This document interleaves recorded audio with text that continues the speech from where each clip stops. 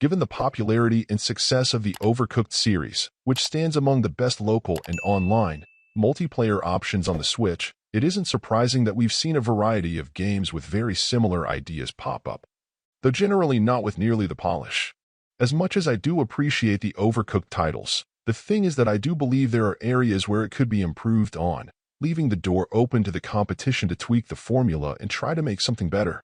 PlateUp may be the most promising competitor I've seen to date, addressing some of the things that can make Overcooked frustrating and doing things its own way.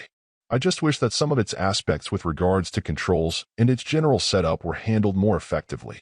Starting with what's similar, PlateUp is also focused heavily on being an approachable arcade-ish food service sim, with you needing to prepare a variety of dishes quickly and effectively.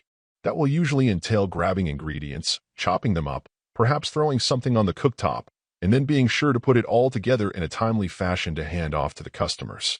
As you progress through Overcooked, the challenge was typically focused on confronting you with a variety of dishes which had different preparation steps, and by reconfiguring your work area to be less convenient or sometimes subject to change over the course of your dinner run.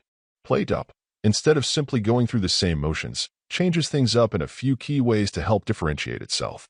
First, rather than only having you focus on the food preparation phase, you'll also be tasked with serving the customers.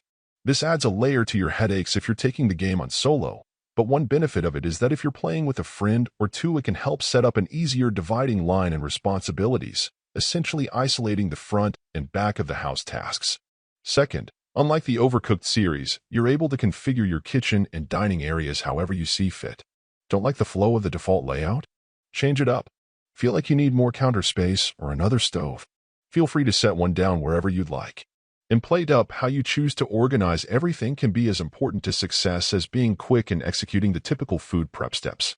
That concept of customization then leads into possibly the most significant change in the formula, and that's the addition of some randomness and variety through the introduction of roguelike elements. After each successful round, you'll accrue some money as a reward for your effort, and you'll have the opportunity to use that money to buy new equipment or upgrade some of your existing stuff as well.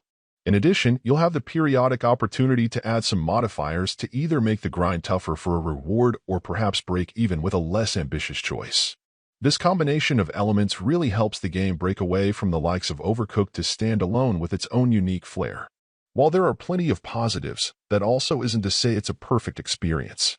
While the controls generally work fine, sometimes nuance and fine control for things like placement of your equipment or people's food can be a frustration. Another area that could use improvement is the means by which you choose your upgrades, as the system with them being dropped as envelopes and you sorting through them is pretty clumsy and clunky.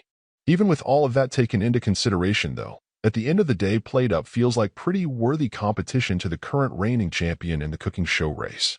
Given another year of progress for both, it will be interesting to continue to follow them to see how everything pans out. Overall, my final score for the game ended up being at 8.2. And if you're interested in picking it up, it's currently available on the Switch eShop for $19.99. Thank you for taking the time to listen to this review. And if you'd like more information or ideas of indie games worth checking out on Switch, be sure to click on the link provided in the description. Until next time.